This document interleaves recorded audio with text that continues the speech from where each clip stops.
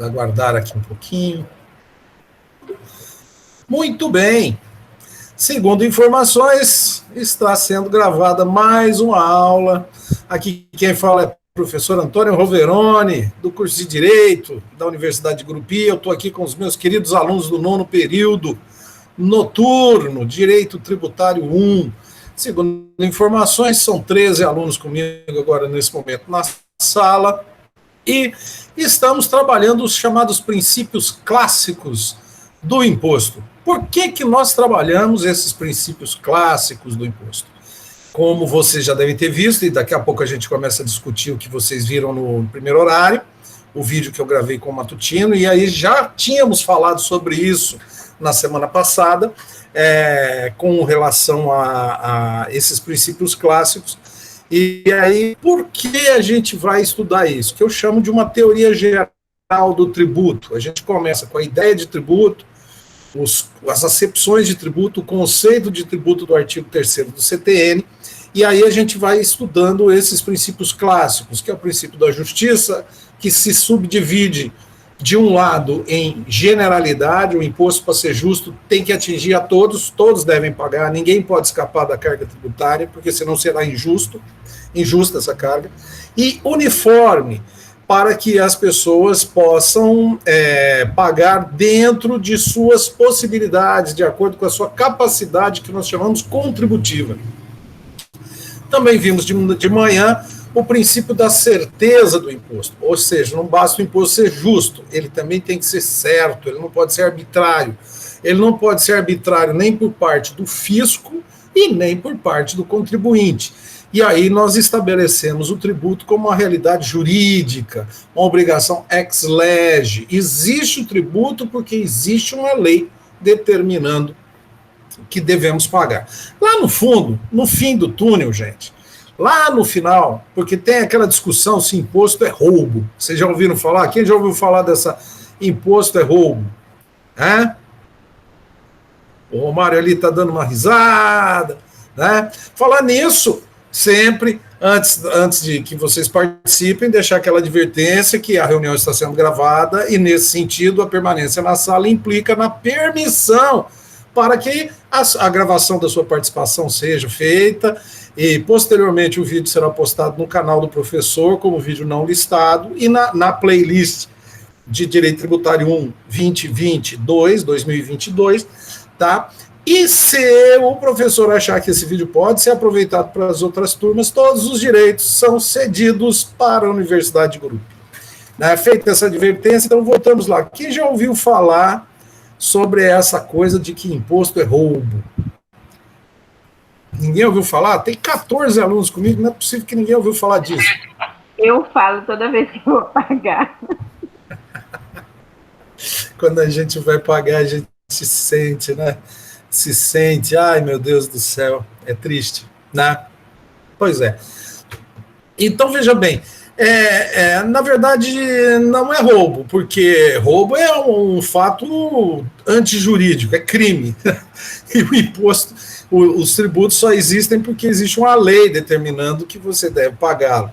Mas assim, no mundo, na acepção moral, se você fala, mas por que raio devo pagar tributos ao Estado? Nós já até trabalhamos isso. Lá no final, no fim desse túnel, o Estado sempre vai poder chegar para você e falar assim, olha, cara, você autorizou. Como assim eu autorizei? É tão ruim pagar imposto, meu Deus. Como é que eu autorizei? Eu não autorizei. Autorizou sim. Você elegeu alguém, um representante. Esse representante aprovou uma lei determinando que você tem obrigação de pagar determinado tributo. E aí, agora que nós estamos vivendo em época de reforma tributária, a gente fica de olho nos nossos representantes. E aí podemos pensar em crise de representatividade, uma série de coisas que não vem ao caso agora. A gente está trabalhando direito tributário, né? O fato é que lá no fim, lá no limite das discussões morais a respeito vamos dizer, da parte ética, né, ou até moral mesmo, né, o ser do tributo, a razão do tributo, lá no final existe uma autorização que nós damos ao Estado via nossos representantes eleitos. Ah, mas eu não participei das eleições, eu anulei o voto, eu não votei. Tá, você participou do sistema democrático da mesma forma. Caso é que o Estado não vive sem recursos financeiros, né? A gente sabe disso e, nesse sentido, o que se discute é o tamanho do Estado. Nós podemos discutir que o Estado pode ser mais, né? Pode ser menor, pode ser mais barato. Uma série de coisas que a gente pretende discutir hoje, mas basicamente há uma autorização, né, com relação a isso. Mas não é só por conta disso que a gente estuda essa teoria geral. É porque vocês, não raro, eu sempre lembro isso, né?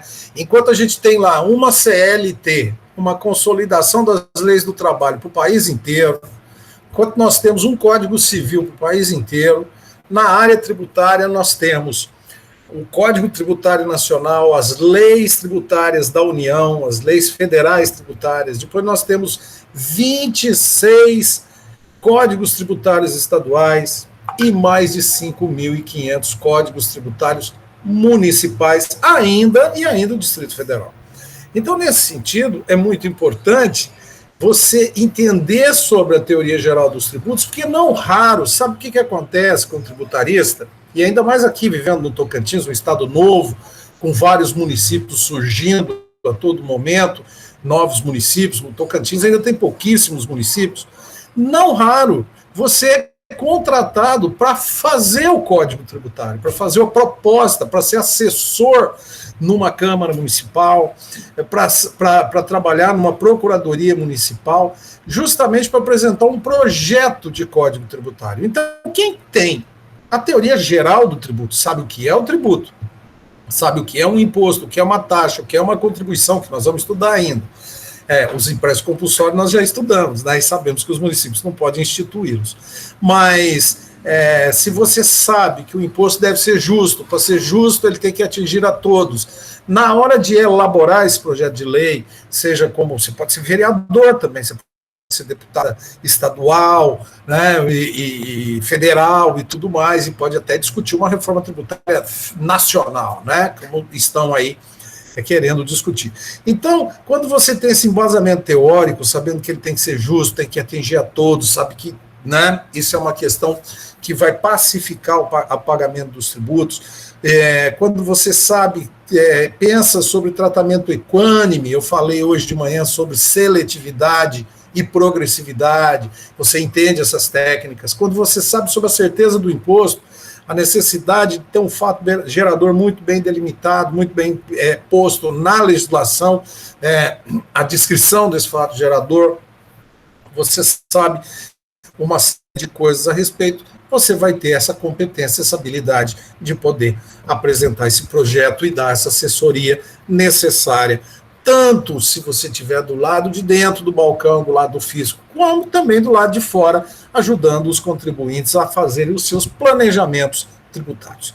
Beleza? Então, colocado nesses termos, o porquê, a razão desse ponto, eu vou agora aguardar de vocês, são 16 alunos agora no momento aqui comigo, aguardar de vocês as impressões que vocês tiveram com relação ao vídeo que vocês assistiram no primeiro horário, que com certeza vocês assistiram, desde 7h15 vocês estão aí acompanhando a nossa aula, não é verdade?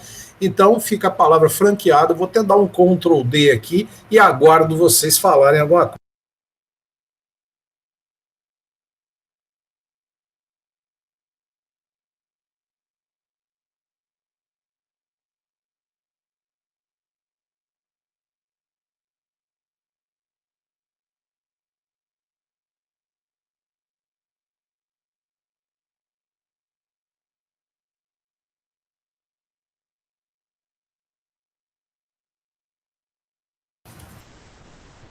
Pois é, né? Como um vídeo fica uma pessoa olhando, eu fico pensando quem vai assistir esse vídeo. Talvez daqui a uns 200 anos alguém ache que Samara saiu.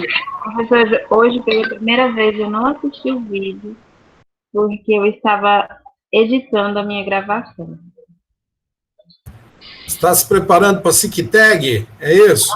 Isso. E olha que nós temos um evento internacional ainda lá no final do mês, né? Semana que vem vai ser corrida, tudo mais, né? Dia 19 começa o Direito Internacional, aquele que a gente sempre participa, né? Direitos humanos. Isso, Congresso Internacional de Direitos Humanos. Bom, a Giandra, que com certeza ela já deu mostras que ela sempre acompanha, assiste os vídeos, hoje ela não pôde assistir. E aí, quem é que vai falar alguma coisa? Só a Giandra que estava assistindo os vídeos?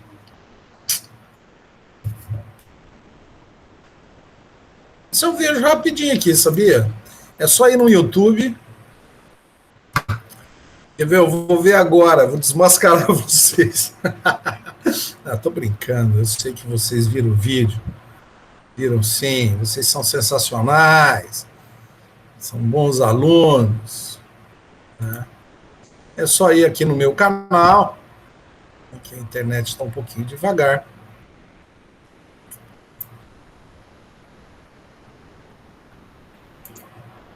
Falando nisso, vocês não curtem os vídeos, né?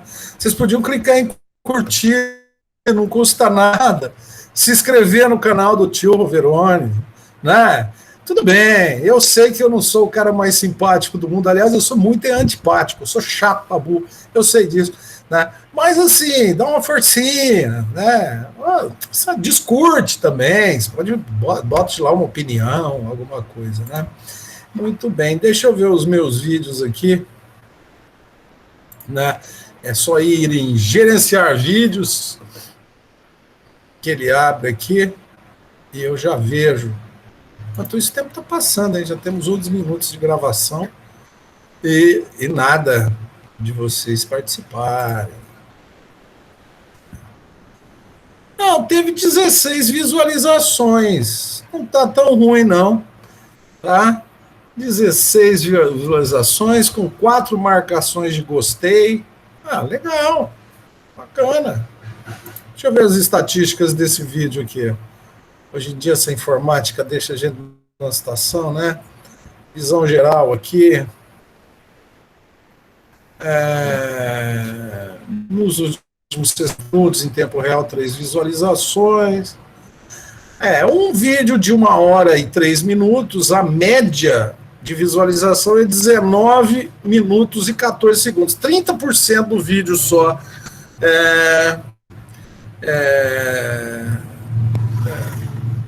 30% só dos vídeos vocês estão assistindo. Tudo bem, eu confesso que o correto é fazer vídeo de no máximo 8 minutos, tá? E fazer vários. Fazer vídeos curtos. Até porque eu também vejo YouTube, né? E quando você olha o vídeo lá tem 20, 25 minutos, 30 minutos, você fala, não, é muito longo, né? Aí é vídeo curtinho. Mas aí a gente tem que ficar fazendo vários vídeos, né?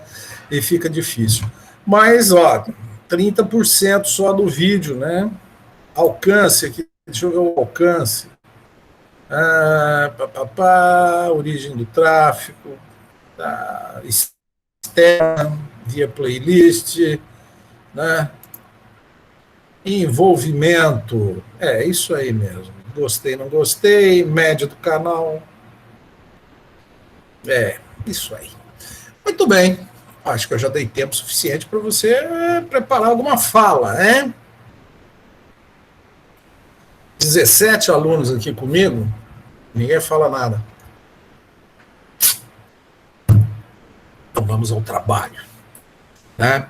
Muito bem.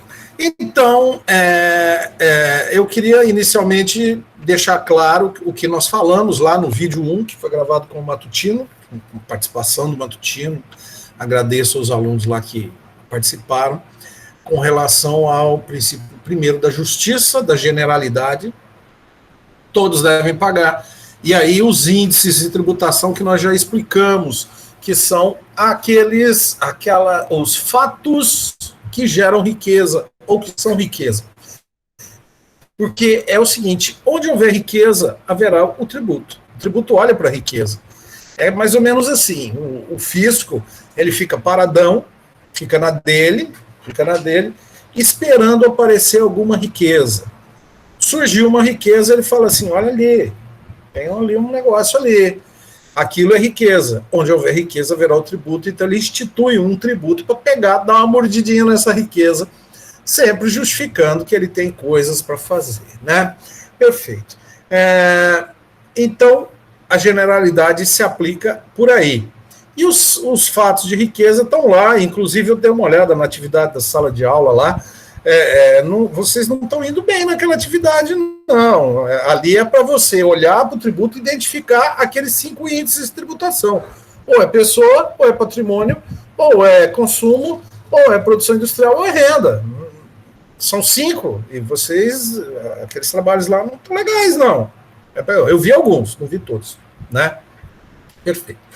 Então, esse é o primeiro ponto que nós trabalhamos de manhã, generalidade. Depois, a questão da uniformidade, tratar cada um de maneira a que possa retirar o máximo possível dentro dos haveres, da riqueza da pessoa, sem, evidentemente, atrapalhar as atividades econômicas. Esse é um problema da tributação brasileira. Muito se reclama aqui no Brasil de que a tributação no Brasil impede a atividade econômica, que o Estado toma muitos recursos da sociedade e aplica mal esses recursos. Então, é preciso pensar nisso também, em termos de teoria dos tributos, né? Até quando? E aí tem a curva de Laffer que a gente trabalhou. Até quanto, né? Pode o Estado tomar da sociedade, né? O duro assim, na maioria das vezes, eu já fiz muita pesquisa a respeito disso, com as turmas. Nós, povo brasileiro, na maioria das vezes das pesquisas que nós realizamos, nós, povo brasileiros, até aceitamos pagar uma alta carga tributária. Isso é verdade. O que deixa a gente revoltado são alguns pontos que nós vamos tratar hoje, como o desperdício, como as injustiças. Você vê aquele servidor público que não vai trabalhar. É um exemplo. Né? E é sempre que eu falo de servidor público, o pessoal fala, você fala mal do servidor público. Não, é só um exemplo. É só um exemplo. Né? E vocês sabem muito bem que há privilegiados, né? Não estou falando daquele servidor que trabalha para burro, e que é a maioria do quadro dos servidores. Mas tem aqueles amiguinhos do rei que a gente sabe que tem. Né? Isso revolta a gente, sem dúvida nenhuma. Né? Mas tá, esse é um problema que nós vamos tratar daqui a pouco, mas o importante é como captar a real capacidade contributiva das pessoas. Como nós vamos olhar para uma pessoa, saber quanto ou até qual é o limite da sua capacidade, até quanto eu posso tirar dessa pessoa sem matar a galinha dos ovos de ouro. Essa é a questão básica, e é importante colocar isso, porque a capacidade contributiva, ela não... Se você chegar para mim e falar assim, professor, eu não entendi capacidade contributiva, explica para mim. Eu vou tentar te explicar da seguinte maneira. Ela é um conceito jurídico indeterminado. Não existe uma regra específica para a capacidade contributiva. Quer ver? Há determinados contribuintes que têm um grande fluxo de dinheiro, mas têm um lucro pequeno. Verdade. Vocês devem já ter ouvido falar disso. Um exemplo clássico é o bar que vende cerveja. Você já ouviu falar disso? Fala, Rodolfo. Já sim, professor. E até entrar no know-how aí da injustiça. Para mim, a maior injustiça hoje não é a questão do funcionário que deixa de trabalhar. Lógico, a gente fica assim, até enojado. Para mim, a maior injustiça é uma empresa que, vamos citar o exemplo de uma empresa, um frigorífico. Ele entra com mandado de segurança, aluga uma propriedade lá em São Paulo, leva o nosso boi mais barato e abate lá 20, 30 reais mais caro, rouba. E isso deixa o nosso mercado totalmente desabastecido, não paga imposto, como é mandado de segurança, não paga tributo, apenas uma guia da PEC. Ou seja, o que eu aprendi na vida, com a experiência, com mais de 3 empresas que eu já abri, o rico mesmo, ele não paga imposto. Quem paga imposto é a classe média e a classe operária. É os trabalhadores, funcionários públicos, enfim, esse know-how que mantém esses magnatas no poder. Era essa a minha colocação. Pois é, obrigado, Rodolfo. E é um problema brasileiro sério. O Brasil, ele não é um país pobre, é um país injusto. Infelizmente, tem uma frase que diz assim, nos países sérios, os negócios são feitos de acordo com a lei. Mas existem alguns países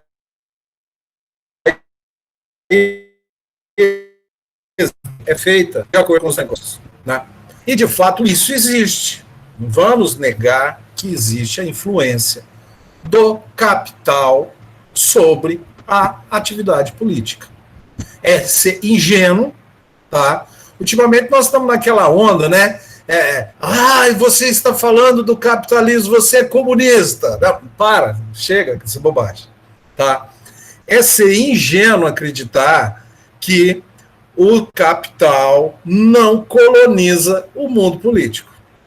Coloniza sim, tá? Coloniza mesmo. Por quê? Porque dinheiro não traz felicidade, gente. Manda buscar. É isso. O dinheiro não move montanhas. Compra. É simples assim, né? Então existe essa facilidade, mas as democracias têm remédios institucionais para impedir isso, que é justamente a autonomia ou uma melhor concepção de cidadania por parte das pessoas. Para o quê? Fiscalizar esse tipo de ação, fiscalizar os representantes e assim por diante, tá? Então, realmente, o que o Rodolfo coloca é triste. Muitas vezes, o que nós chamamos de administração tributária agindo, não, olha, repare, não estamos falando de sonegação, não estamos falando de crime, nós estamos falando só de utilizar os instrumentos jurídicos que estão à disposição do empresário. E muitas vezes, acaba sendo também má gestão pública dos próprios governos. O governo, ele tem que parar e pensar assim, olha, o que está fazendo esse empresário? Vamos pegar o exemplo que o Rodolfo deu. O cara pega o gado aqui do Tocantins e vai matar esse gado em São Paulo. Que ele vá para Barretos, 1.100 quilômetros. Vai matar em Barretos, Araçatuba, por ali. 1.100, 1.200, 1.300 quilômetros. Não é lá uma grande distância. Tá, mas mais de 1.000 quilômetros. Tá? Por que ele faz isso? Ora, vamos entender basicamente o espírito do capitalismo e entender que o capitalista, aliás, tem uma frase interessante que fala sobre o burguês, né? Agora é importante lembrar isso, o burguês. Professor, só uma colocação aqui. Eles não falam que vão matar, eles falam que pega daqui e vai transferir para outra fazenda, vai acabar de criar. Só que na prática isso não acontece nunca. Chega lá, já vai para batedouro, sim. Então, como você vê, é uma possibilidade dentro da lei, né? Dentro da lei, que as pessoas podem fazer, né? Tá? Mas repare nisso. Agora são 16 alunos aqui me acompanhando. O burguês. O que é o burguês? De onde ele surge? Né? O burguês é aquele cara, vamos dizer assim, que não é nobre, não nasceu em berço de ouro, mas também não é absolutamente escravo, né? Não é servo. É um cara que se vira. Em outras palavras, é gente que faz. Ou seja, é gente que com o seu trabalho obtém riqueza. Né? Esse tipo de atividade, já na Grécia antiga, na Grécia clássica, era considerado uma atividade menor. O burguês tem uma passagem de Sófocles, se não me engano, falando de Ulisses, dizendo assim: Ulisses, você é comerciante, você tem esse barco, vai buscar mercadoria, isso é atividade própria de ladrões, né? Ou seja, burguês não tinha moral na antiguidade clássica. Foi ter alguma moral na Roma antiga, quando os romanos começaram a distribuir cidadania para ver se controlava um pouco o império, mas mesmo assim não era nobre, né? Aí chega a Idade Média, a igreja chega e fala que o burguês é sócio do demônio, porque o burguês cobra lucro e juros, e isso é usura, né? E condena o burguês para ir ao inferno. Assim, só por nascer comerciante, filho de comerciante, o cara já estava lascado, né? E aí o burguês sempre tentando melhorar a vida, né? Melhorar a vida, ser reconhecido. O que acontece? Chega uma hora que dá na tampa, né? Aí eles financiam as revoluções burguesas. A Revolução Francesa é uma revolução burguesa, a Revolução Americana é uma revolução burguesa. A partir daí surgem os códigos. Por que surgem os códigos? Código civil, código comercial. Por que surge? Porque o burguês não tinha direito nem de ter direito, né? E é uma frase que diz assim: ninguém reconheceu o burguês. O burguês, o que ele deve a si mesmo. Ele deve a si mesmo. Então ele não vai respeitar ninguém. Simples assim. Tá? Ele vai sempre atrás de onde ele tiver mais lucro. Simples assim. Tá? Aquela história que a gente ouve por aí: produtos brasileiros, fabricante nacional, né? O patriotismo para comprar um produto. Não é assim que funciona. Quantos produtos chineses você tem aí na sua frente? Você comprou o produto chinês por quê? Porque ele é mais barato. É assim a vida, né? Então, veja bem, quando a gente começa a trabalhar em termos de tributação, a gente tem que tomar cuidado para não ser ingênuo e acreditar que as pessoas vão ser movidas por sentimentos patrióticos, nacionalistas, amor ao país, amor ao povo. Não, a gente tem que ser objetivo. E o direito tributário tem isso. É uma questão de objetividade. Eu identifiquei, e aí vamos voltar lá para a capacidade contributiva para a gente não desviar muito. Eu identifiquei uma riqueza, eu tenho que retirar uma parte dessa riqueza. O que eu preciso fazer? Primeiro, regra clássica: o tributo não pode ter o efeito de afugentar a riqueza que ele tributa. Compreendeu isso? É simples assim.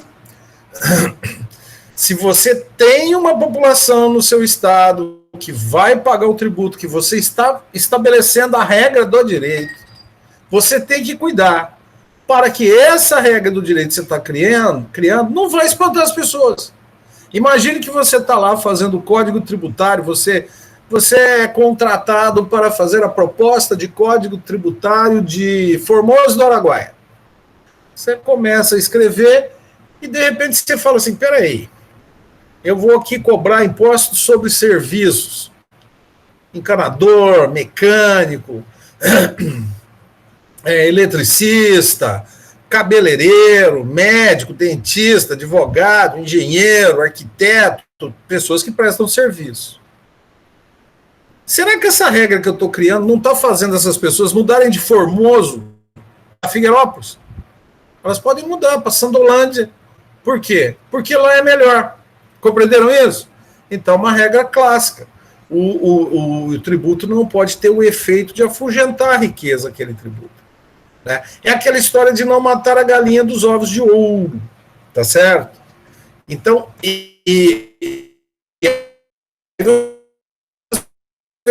como é que faz isso? Vai depender de circunstâncias, vai depender da economia local, do momento econômico, vai depender de uma série de circunstâncias, de momentos, conjuntura, né? E aí, há engenho e arte para que as leis tributárias sejam efetivas, né? Nesse sentido, como o Rodolfo disse aí, né? Se há vantagem em matar o gado lá em São Paulo, que ele faz? Ele cria aqui e vai terminar lá como se diz, como é que é? Aquele negócio lá do boi ficar lá de boa, confinamento, o bichinho fica lá numa boa, só preparando os sucos maravilhosos para fazer aquela carne e tal. E assim, bem-estar animal. Bem-estar animal, boi feliz, vaquinha feliz, isso, né? Perfeito. Vaquinha e boizinho feliz dá carninha gostosa para a gente pôr em cima do fogo, né? Então tá. Então vimos a questão da uniformidade. Então, generalidade, os índices. Uniformidade, como tratar os diferentes de maneira diferente e pensando com a cabeça de tributarista. Ou seja, eu tenho que tirar a riqueza das pessoas. Não posso afugentar essa riqueza. Não posso matar esse empresário. Né? Não posso acabar com esse contribuinte, porque se eu mato a galinha dos ovos de ouro, né? O que acontece? Eu fico sem os ovos, eu não como nem ovo normal e nem de ouro. Muito bem. Alguma dúvida com relação a esse princípio da justiça? Não, né? Segundo ponto que nós trabalhamos de manhã, só para relembrar vocês que não viram, porque viram o vídeo, todos viram o vídeo, os 15 alunos que estão aqui comigo com certeza viram, apesar do YouTube de... O YouTube é mentiroso, essas estatísticas, esses algoritmos aí, eu não confio nesse negócio de matemática, 1 mais 1 ser 2, isso é uma coisa absurda. A gente tem que ter fé nas pessoas, né? Muito bem. A questão da certeza do imposto, né? O imposto deve ser certo e não arbitrário. E aí nós trabalhamos com Matutino, eu recomendo que você veja, nós trabalhamos a ideia de fato gerador tributário, e aí você tem que ficar ligado que isso pega você lá na OAB, você no concurso. Eu posso fazer uma prova para pegar você. Por quê? Eu expliquei para a turma do Matutino que, diferente do direito penal, que tem o tipo penal e o fato típico, o tipo penal é aquilo que está escrito na lei, letra preta no papel branco, matar alguém, isso é tipo. E fato típico, Tício mata Melvio, enfia uma faca no coração de Melvio, né? Isso é o fato típico. E existe aqui, a lei está aqui, abstrata, o fato ocorre, incide a norma penal no fato, não é isso? Tá certo? No direito tributário, o fato concreto da vida, por exemplo, ter renda, ser proprietário de veículo automotor, ser proprietário de imóvel urbano, ou produzir, vender mercadoria elaborada pela indústria, importar mercadoria do exterior e assim por diante. Então, aqui os fatos concretos chama de fato gerador. E a descrição, a letra preta no papel branco, também tem um nome de fato gerador. Então, você pode, se você bobear, eu posso perguntar sobre fato gerador, lei, proposição prescritiva abstrata, e você responder fato gerador, fenômeno. Tá?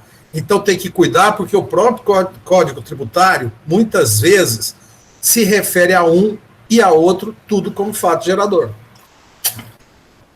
Ok? Beleza? Agora, uma coisa é certa.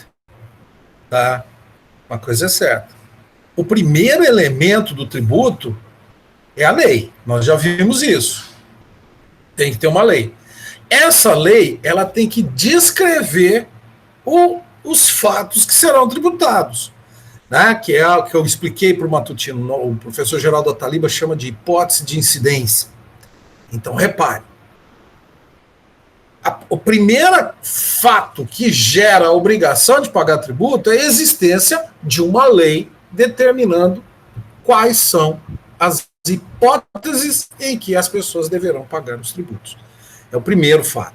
E essa lei tem que ser aprovada pelos parlamentares. Como nós já dissemos lá no fim do túnel, o Estado vai falar, você autorizou, porque você elegeu aqui o vereador aprovou o código do município e aumentou o IPTU, que era 2% do valor da sua casa, agora é 10%.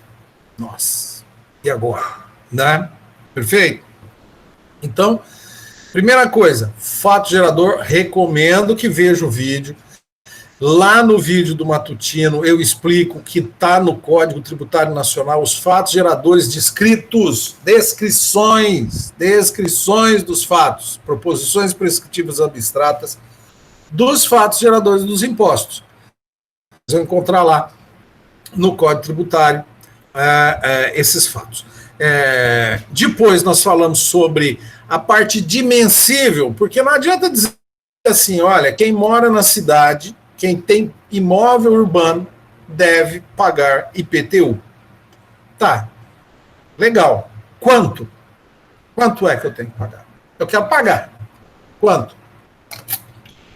Você concorda que o fisco municipal não pode dizer, não sei? Já pensou a situação? Você chega numa cidade para morar na cidade, chega lá o representante do município e fala assim, olha, quem mora aqui tem que pagar IPTU. Você fala, beleza, quanto é? Ele olha para você e fala assim, vai, não sei. Aí fica ridículo, né? Pois é. Quanto é? Quanto é pagar?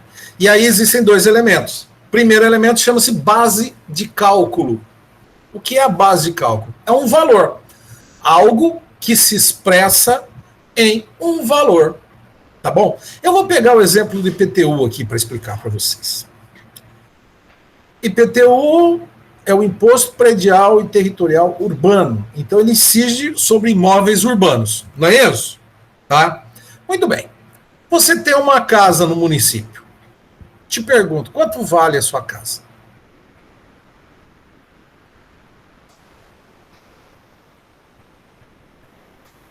Qual o valor da casa?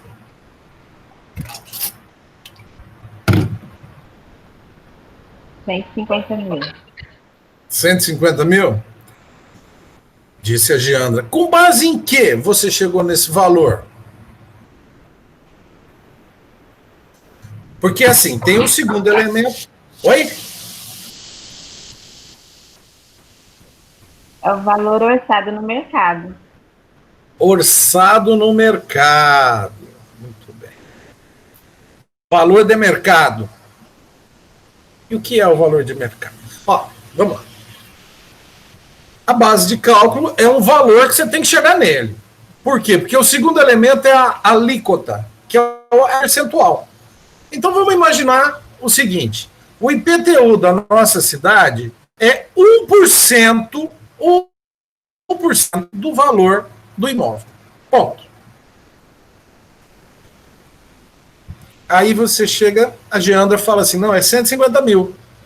1% de 150 mil é o quê? R$ 1.500. Aí vai lá, paga R$ 1.500, pronto, paguei o IPTU esse ano, posso viver na cidade esse ano tranquila, porque eu paguei os R$ 1.500. Ótimo. Mas eu te pergunto, como é que você chegou nesse valor? É orçado no mercado. De que maneira? O valor de mercado, você concorda que ele oscila? Ele oscila. O valor de mercado é o seguinte, é caro quando alguém precisa comprar. E é barato quando alguém precisa. O Romário está falando assim, considera oferta e procura. Exatamente. Mas não é só oferta e procura. Quer ver? Na verdade, tem um valor venal, né? O valor venal do imóvel. Eu não sei como é que chegaram, mas eu imagino que seja, primeiramente, através do projeto, né? O projeto de execução da obra, em que, através do projeto de engenharia, você chega a esse valor e com relação à metragem de área construída. Né? Eu creio que seja isso. Muito bem, muito bem. O Rodolfo já colabora trazendo o valor que eles chamam de venal, né, e ligado a projeto de engenharia. Eduardo, professor. Eduardo? Ah, tá, Eduardo. Obrigado, hein? Burges. Eduardo Burges. Ótimo. Obrigado, Eduardo. Então, veja bem, olha. Então, nós já temos aqui dois valores. Dois valores. Primeiro valor, vamos chamar de valor real. Valor real. Você pega um engenheiro, chega para o engenheiro, pega a casa, vamos pegar a casa da Geandra como exemplo. A Geandra chama o engenheiro, fala assim, eu quero que você calcule quanto custa para fazer uma casa igual a essa. Aí ele vai ver quanto gastou de cimento, de tijolo, de areia, de tinta, de madeiramento, de telha, de cano, de fio, de mão de obra. Ele vai fazer uma conta complexa, tá certo? Depois que ele fizer essa conta, ele vai olhar para a casa da gente e falar assim, não, mas isso é para fazer uma casa nova. Igual a essa, que essa casa sua, vamos supor, tem 10 anos, ela deprecia, né? Porque com o passar do tempo, você sabe que o planeta destrói tudo, né? Tem o vento, tem a chuva, tem o sol, né? Então eu vou depreciar o valor da sua casa, vamos supor aqui que para fazer uma casa igual a essa, nova, sai por 200 mil hoje, mas ela tem 10 anos, eu vou depreciar em 2% ao ano. Então, 2% vezes 10, 20%, 200 mil menos 20% é menos 40 mil, valor dela 160 mil.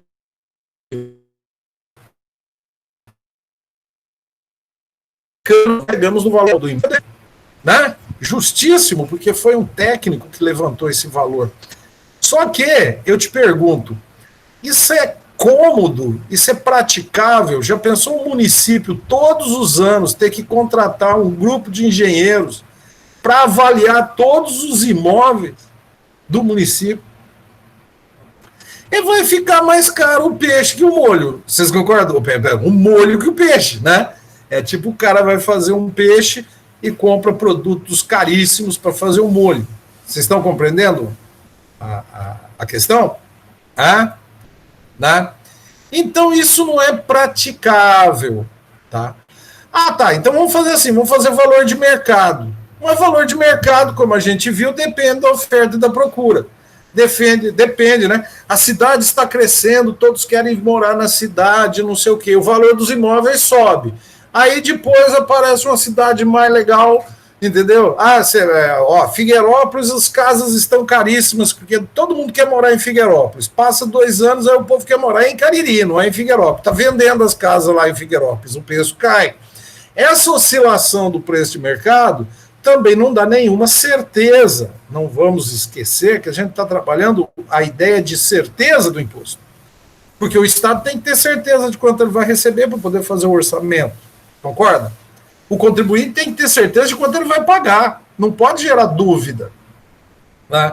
Então, o valor de mercado também não é um valor que, vamos dizer, próprio para isso. Né? Só tem um caminho. E aí entra o valor venal que o Eduardo Burgess falou. Viu, Eduardo? O valor venal, na verdade, é um valor fiscal. O que os municípios fazem? Eles fazem uma planta de valores de acordo com regiões, estabelecem critérios objetivos de regiões da cidade, região comercial, região residencial, bairro mais afastado, bairro mais localizado, blá, blá, blá, de acordo com um parâmetro também que pode ser objetivo, que é a área construída. Qual que é a área construída? Isso é fácil de verificar, né? E estabelece um valor X. Ou seja, é uma base de cálculo, prestem bem atenção, artificial. Porque valor mesmo para um imóvel é valor de mercado. O cara pode ter gasto 1 milhão para construir uma casa. Se ele construiu uma casa num lugar que ninguém quer comprar essa casa e ele precisa vender, ele vai ter que vender por 200 mil. Concorda comigo? Ele precisa vender imediatamente a casa, ele precisa fazer dinheiro, ele gastou 1 milhão da casa, mas ninguém quer comprar. Ele falou, eu estou vendendo por 1 milhão. Não quero comprar. 1 milhão, pô, tá... Não, é injusto. Os caras não querem comprar, cara. Tá, vou baixar por 800 mil. Os caras não querem comprar. Não é assim que funciona a vida, né? Então, o valor justo seria o valor de mercado, mas ele é impraticável. Então, repare que a base de cálculo muitas vezes é estabelecida por lei, artificialmente, tá? Como o valor venal do IPTU, tá? Como a apuração da renda, em muitos casos. Como é que apura a renda de alguém? Né? Como é que apura a renda de um servidor público? É muito simples, você pega o salário dele, pega as faixas e aplica o imposto de renda de acordo com as faixas. Ótimo. Mas e um profissional liberal? Qual é a renda do advogado? Uma pessoa que vive do seu escritório. Para chegar na renda dela, você não pode simplesmente pegar tudo que ela ganha. Por quê? Porque o advogado, para ter renda, ele tem que ter um escritório. Muitas vezes ele paga aluguel desse escritório. Ele tem que ter secretária. Ele tem que comprar equipamentos. Ele tem que pagar energia, tem que pagar internet. Não tem uma série de despesas. Então, para apurar a renda do profissional de liberal, o método é outro. Para chegar na base de cálculo, para aplicar ali. Compreenderam isso? Ah? Beleza? Bom, 22 horas, nós temos aí 15 minutos para completar a nossa aula, então vamos tentar seguir com os últimos dois princípios da tributação. O primeiro, então, repetindo, o imposto tem que ser justo. Para ser justo, todos devem pagar e temos que tratar as pessoas de maneira equânime, aí entra tudo que nós falamos de capacidade contributiva. Segundo, o imposto tem que ser certo e não arbitrário. Para isso, ele tem que ter um fato gerador, uma base de cálculo, uma alíquota. A lei tem que determinar quem tem o direito de cobrar, o sujeito ativo, e quem tem a obrigação de pagar, o sujeito passivo do tributo. Pronto. O imposto agora é justo e é certo. Acabou? Não. Tem o terceiro princípio clássico, que é o princípio da comodidade. O tributo deve ser cobrado na ocasião em que é mais cômodo para o contribuinte pagar o tributo. Isso é uma questão de como se diz, de facilitar a vida do fisco. Por exemplo, qual é a melhor época para você cobrar imposto de renda de alguém? Olha, a melhor época para cobrar imposto de renda do assalariado é quando ele recebe o salário. Não é? Quem paga imposto de renda aqui? Dá um toque aí pra gente. Segundo informações, tem 15 pessoas assistindo essa aula e eu estou falando aqui. Não estou falando sozinho, espero que não. Se alguém recebe salário e paga imposto de renda, sabe que quando você recebe o salário, a sua fonte pagadora, que é o seu patrão, desconta o seu imposto de renda. Por que ele faz isso? Porque é a maneira melhor mais cômodo para você. Já pensou? Não, eu vou te pagar o seu salário, daqui a 15 dias você paga o imposto de renda. Pois bem, você acha que isso vai dar certo? Não é? Não deu para pagar esse mês. Pronto, você caiu no cadastro de devedores. Tá, você está lascado. Né? Então já desconta. Tá, mas e se for um advogado? Um advogado, quando a parte vai pagar os honorários ao advogado, se for um órgão público, então ele tem a obrigação de fazer a retenção. Tá? Eu me lembro uma vez, nossa senhora, minha colega ficou chateada demais, uma ação trabalhista, né? Só para dar um exemplo para vocês. Eu defendendo uma empresa, e a colega trabalhista, sabe muito de trabalhista, ganhou a ação. Ganhou a ação, ótimo. Apurou o valor que o empregado lá, o reclamante, tinha para receber. Vamos imaginar, 100 mil reais, ok? Nossa, a advogada dele ficou feliz pra caramba, ele vai receber 100 mil reais. Eu cheguei para o cliente e falei, olha, os recursos passaram todos, não tem mais jeito aí, vai ter que pagar. Ah, tá. Como é que eu vou pagar isso? Eu falei, muito simples, nós vamos peticionar e pedir para que o juiz discrimine o débito e, inclusive, emita as guias em que nós temos a obrigação de fazer o pagamento do INSS devido pelo empregado e do imposto de renda devido pelo empregado. Velho do céu, a hora que a colega caiu a ficha que dos 100 mil reais que ela achava que ia receber, o empregado ia receber 50, porque ele teve que pagar quase 30% de imposto de renda, que foi 27,5%. E ele teve que pagar 20% de contribuições previdenciárias, isso não puxo. Ela queria me matar com mim. Ficou com raiva de mim. Isso não se faz. Como assim não se faz? O contribuinte é a fonte pagadora. A fonte pagadora tem que fazer recolhimento. Entenderam, gente? Tá? Esse é o chamado princípio da comodidade. Infelizmente, o fisco nem sempre pensa dessa maneira. O fisco, muitas vezes, pensa qual é a época mais cômoda para ele receber e não para o contribuinte pagar. E isso, infelizmente, gera perturbações. Ok? Tá? Bem, professor, Finalmente. Oi, pode falar, Eduardo. fazendo uma colocação aqui com relação ao município de Gurupi. Aqui, não sei se os demais observaram aí, eu sou contribuinte também, pago IPTU, e tinha a data para. Geralmente eles recolhem o último prazo para você pagar o IPTU em março, final de março. E aí esse ano nós tivemos aí acho que umas 2 ou 3 adiamentos, né? E acabou que devido à pandemia, não sei se o município reveu essa questão aí, e aí acabou adiando para agosto. Se encaixaria no exemplo que o senhor está falando, né? Na verdade, se encaixa mais por conta da pandemia. Normalmente, até março, no início do ano, tá? Que o município ele procura fixar isso para ter essa receita. E normalmente quando as pessoas, né, estão respirando, né? Passou o carnaval, é uma época aí em que piam a graninha no nosso bolso. Agora, com relação à pandemia, com certeza, todos, não é só o município de Gurupi, todos os municípios flexibilizaram essa data justamente em razão do que não tem como escapar de uma crise econômica braba que vem por aí, né? Vocês já estão sabendo disso. Essa pandemia aí ela não vai sair barata, não. Eu até acho que depois que passar esse temporal, essa tempestade toda, a comunidade internacional tinha que chamar alguns responsáveis aí por conta desse estrago aí que não foi um estrago para toda a humanidade, né?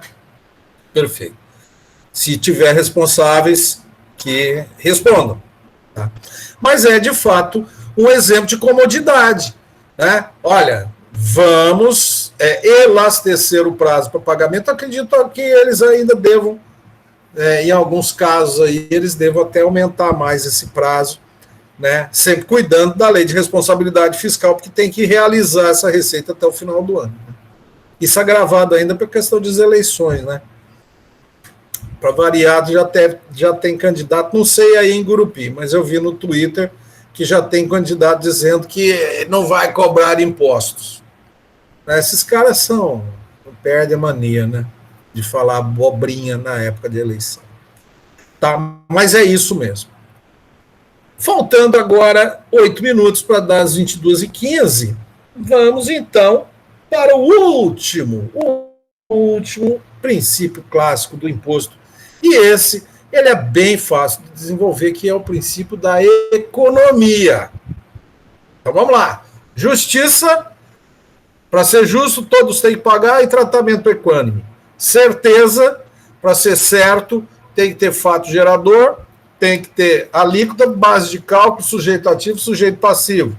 Para ser cômodo, a lei tributária tem que atentar para a melhor época em que o contribuinte está mais tranquilo para pagar o imposto. E para ser econômico, muito simples.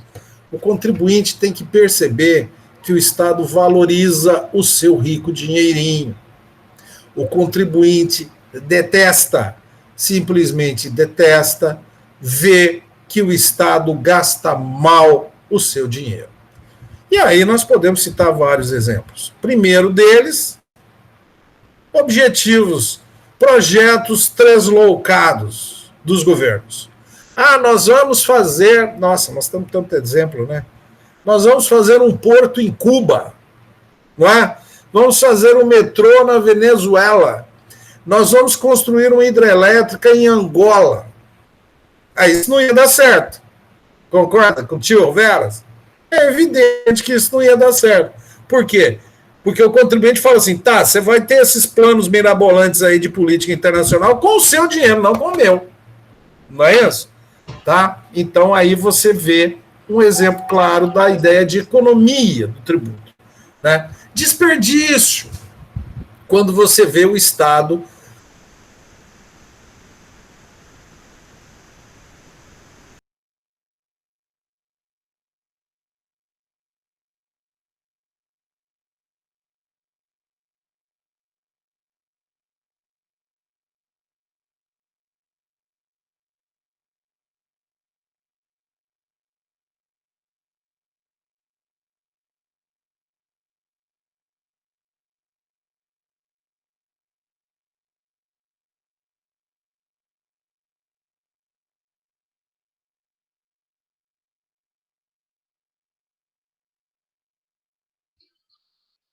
professor.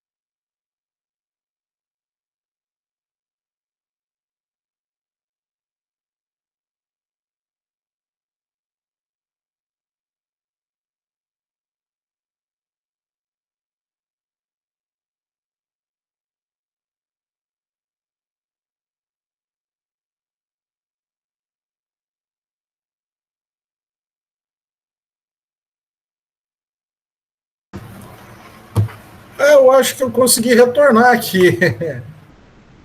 Tá gravando aqui. E aí, gente? Travou? Vocês ficaram me vendo aí, tentando reconectar? Não, só travado. Tá travado. Eu vou tentar salvar essa gravação aqui, pedindo para interromper, para ver o que que deu, como é que ficou esse negócio aqui, tá bom? E a gente conclui o conteúdo. Beleza? Beleza,